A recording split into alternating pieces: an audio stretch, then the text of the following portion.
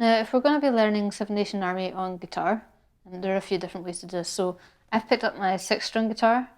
You can equally use your 4-string guitar. It doesn't really matter. But I want to talk a little bit about how I've got this guitar set up as opposed to the 4-string that I talked about in the shotgun video. So this is my 6-string. I've got it set up really pretty standard, but I've got it in drop D. So for any non-guitarists out there, that means that the guitar is tuned like any average guitar, but the bottom string is tuned down a tone to a D. And what that means is that our bottom 3 strings create a power chord, a consonant chord. And that means that I can use this finger to bar down on any of these and get a nice chord, and I'm not having to fuss about with my fingers to get a chord shape. So I really like to use a guitar in drop D like this in band settings. It's much closer to being a regular guitar, which means that if it needs to go between being a standard guitar and a sort of a Figurenotes guitar, that's really easy to do in drop D, and that's really helpful if you're in a school and you know you need your instruments to be versatile and they're going to be used by lots of different people.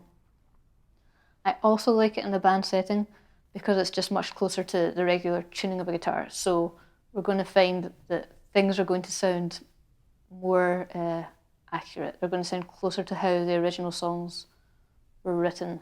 You know, the shapes of your chord progressions in terms of like moving upwards and downwards with intervals is going to be a lot more regular as well. So I like it for those reasons, and it just feels cooler to play, you know, if you're a kid. So for Seven Nation Army, it's going to be really similar to the bass. We can play it as a line. We can play it up the string, which is what a lot of people want to do on the guitar.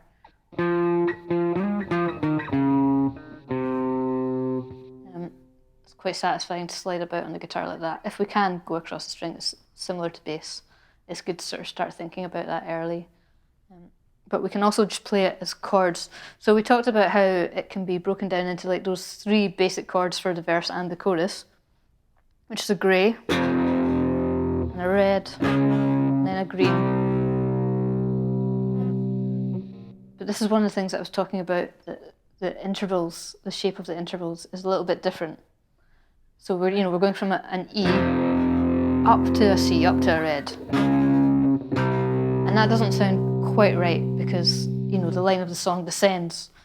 So what we can do, I don't have a sticker up here, but you can sticker the whole way up your guitar. After this is a D at my 12th fret. So up here I've got another E. So I can play it from here. And it starts to sound just a bit more like the song because it's got that familiar descent that, is really sort of like key to the whole thing. It's also possible to, use some of these upper notes later for like a little solo. It's quite good to try and get someone to write their own solo. Pick some notes that they think sound good with the song. Maybe, even like 2 or 3 of those notes, and use them to just play about with over the top of what's going on when it gets the guitar solo part of the song.